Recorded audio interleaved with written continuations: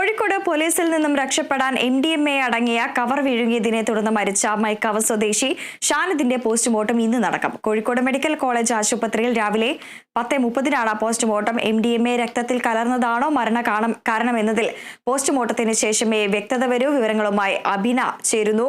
അഭിന, പോലീസിനെ കണ്ടതേ തുടർന്ന് യുവാവ് MDMA അടങ്ങിയ കവർ വിഴുങ്ങിയതാണ് ഇത്തരത്തിലേക്ക് ഒരു മരണത്തിലേക്ക് നയിച്ചത് എന്നാണ് പ്രാഥമിക നിഗമനം. ഈ വയറ്റിലെത്തിയതിനു ശേഷം ഈ കവർ പൊട്ടിയോ എന്നതിലടക്കമുള്ള അന്വേഷണം വ്യക്തത ഇന്നുണ്ടായേക്കും അല്ലെ?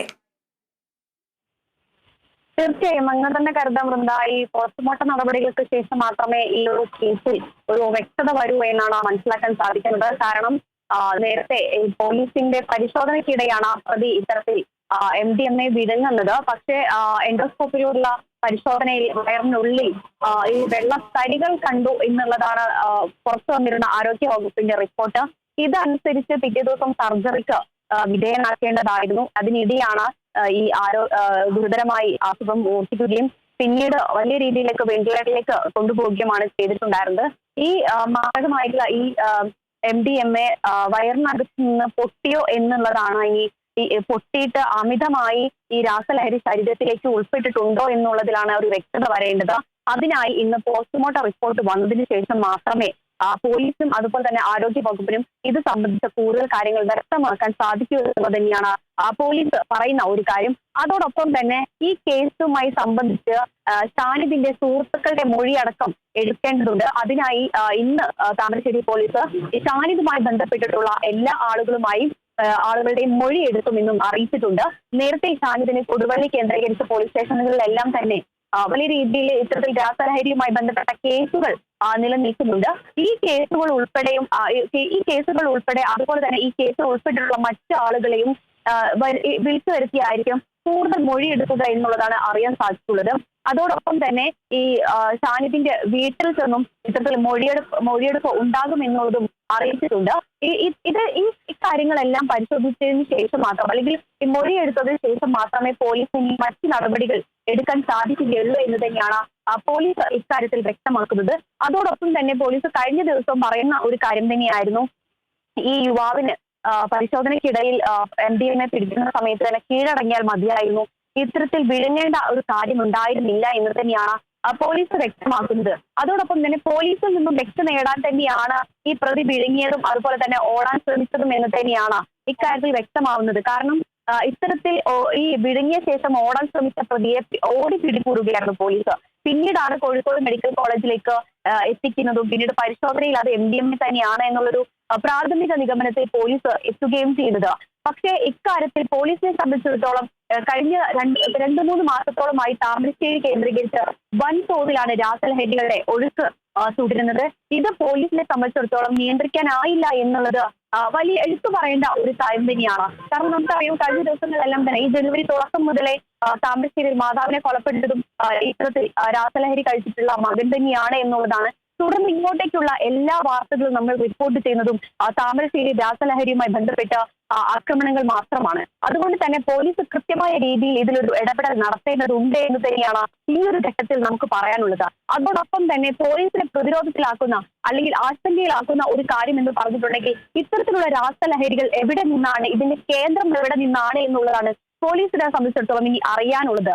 അതുകൊണ്ട് തന്നെ പോലീസ് കൃത്യമായ രീതിയിൽ ഇതിലൊരു അന്വേഷണം നടത്തി ഇതിന് വേണ്ടുന്ന നടപടികൾ സ്വീകരിക്കണം എന്ന് തന്നെയാണ് ഈ ഒരു ഘട്ടത്തിൽ നമുക്ക് പറയാനുള്ളത്. വൃന്ദ, പിന്നെ ഒപ്പം തന്നെ ഈ പോസ്റ്റ്മോർട്ടം നടപടികൾ പൂർത്തിയായാൽ ഇന്ന് സംസ്കാരം ഉണ്ടാകുമോ? ഒപ്പം തന്നെ ഈ സംസ്ഥാനത്ത് വർദ്ധിച്ചു വരുന്ന ഈ രാസലഹരി ഉപയോഗത്തിനെതിരെ എല്ലാം തന്നെ പോലീസിന്റെ ഭാഗത്തു നിന്ന് ശക്തമായിട്ടുള്ള ഇടപെടലുകളാണ് ഉണ്ടാവുന്നത്. കോഴിക്കോട് കേന്ദ്രീകരിച്ചും ഇത്തരത്തിലുള്ള പരിശോധനകൾ പോലീസിന്റെ ഭാഗത്തു നിന്നും ശക്തമായി തുടരുക തന്നെയാണല്ലേ? മനസ്സിലാക്കാം, ഇന്ന് ഈ പോസ്റ്റ്മോർട്ടം നടപടികൾക്ക് ശേഷം മാത്രമേ പോലീസിന്റെ ഭാഗത്തു നിന്നും മറ്റു നടപടികൾ സ്വീകരിക്കൂ എന്നുള്ളതാണ് അറിയാൻ സാധിച്ചത്. അതായത് ഇത് MDMA തന്നെയാണോ എന്നുള്ള സ്ഥിരീകരണത്തിലേക്ക് പോലീസിന് എത്തേണ്ടതുണ്ട്.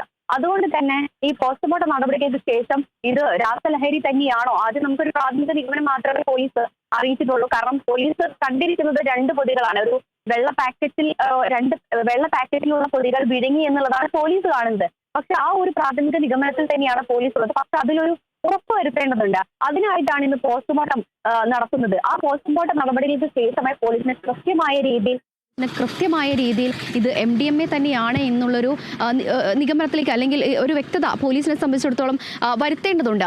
തുടർന്ന് ഈ രാസലഹരി ശരീരത്തിൽ അമിതമായി ഉൾപ്പെട്ടിട്ടാണോ ഈ മരണം സംഭവിച്ചത് എന്നുള്ളതിലും പോലീസിന് കൃത്യമായ ഒരു വ്യക്തത വരേണ്ടതുണ്ട്. ഇനി ഈ ഒരു വ്യക്തത വന്നതിന് ശേഷം മാത്രമേ പോലീസ് നടപടിയെടുക്കുകയുള്ളൂ. അതുകൊണ്ട് തന്നെ സംസ്കാര ചടങ്ങുകൾ എപ്പോഴായിരിക്കും എന്നുള്ളത് പിന്നീടായിരിക്കും തീരുമാനിക്കുക. ഇക്കാര്യത്തിലെല്ലാം തന്നെ നിയമ നടപടികളെല്ലാം എടുത്തതിന് ശേഷം മാത്രമേ തീരുമാനിക്കാൻ കഴിയുള്ളൂ. കാരണം മുൻപും ഷാനിദിന് ഇത്തരത്തിൽ കേസുകൾ ഉണ്ടായതുകൊണ്ട് തന്നെ അല്ലെങ്കിൽ ഈ MDMA പിടികൂടിയ സമയത്ത് തന്നെ ഈ കേസിൽ ഷാനിദിനെതിരെ കേസെടുക്കുകയും ചെയ്തിട്ടുണ്ട്. അതോടൊപ്പം തന്നെ ഈ MDMA എവിടെ നിന്നാണ് വന്നത് തുടങ്ങിയ കാര്യങ്ങളിലെല്ലാം തന്നെ ഒരു വ്യക്തത വരാനുണ്ട്. അതോടൊപ്പം തന്നെ ഈ കാര്യങ്ങളിലെല്ലാം വ്യക്തത വന്നതിന് ശേഷം മാത്രമേ മറ്റു നടപടികൾ പോലീസിന്റെ ഭാഗത്ത് നിന്നും ഉണ്ടാകുകയുള്ളൂ എന്നുള്ളതാണ് പോലീസ് അറിയിക്കുന്നത്. അതോടൊപ്പം തന്നെ വൃന്ദ ചോദിച്ച മറ്റൊരു കാര്യം എന്ന് പറഞ്ഞിട്ടുണ്ടെങ്കിൽ കോഴിക്കോട് കേന്ദ്രീകരിച്ച ഇത്തരത്തിൽ രാസലഹരിയുമായി ബന്ധപ്പെട്ട് പോലീസ് അന്വേഷണം നടത്തുന്നുണ്ടോ എന്നുള്ളതാണ്.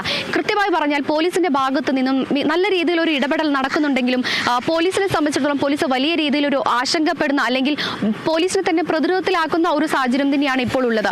കാരണം MDMA ഉപയോഗിക്കുന്ന ഏതൊരു വ്യക്തിക്കും അല്ലെങ്കിൽ MDMA ഉപയോഗിക്കുന്ന ഏതൊരു വ്യക്തിയും പരിശോധനയ്ക്ക് വിധേയമാക്കുമ്പോൾ ഏത് രീതിയിലായിരിക്കും അവർ പ്രതികരിക്കുക എന്നുള്ളൊരു ആശങ്ക പോലീസിനെ സംബന്ധിച്ചിടത്തോളം ഉണ്ട് എന്നുള്ളതാണ്. അതിനെ എങ്ങനെ നേരിടണം എന്നുള്ളതാണ് ഇനി പോലീസിനെ സംബന്ധിച്ചിടത്തോളം അവരുടെ മുൻപിലുള്ളത് എന്നാണ് നമുക്ക് ഈ ഒരു ഘട്ടത്തിൽ മനസ്സിലാക്കാനുള്ളത്.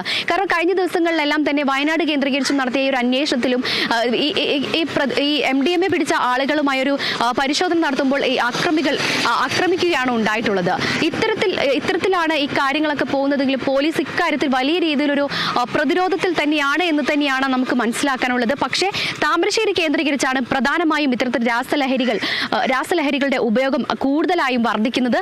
അതോടൊപ്പം തന്നെ കോളേജ് വിദ്യാർത്ഥികളെയും അതുപോലെ തന്നെ സ്കൂൾ വിദ്യാർത്ഥികളെയും പ്രധാനമായും ലക്ഷ്യം വിട്ടുകൊണ്ടാണ് ഇത്തരത്തിലുള്ള രാസലഹരികളുടെ വിൽപ്പന നടത്തുന്നത് എന്നുള്ളൊരു വിഷമകരമായ കാര്യം ഇതിന് പിന്നിലുണ്ട് എന്നുള്ളതാണ് ഈ ഒരു ഘട്ടത്തിൽ നമുക്ക് പറയാനുള്ളത്. വൃന്ദ.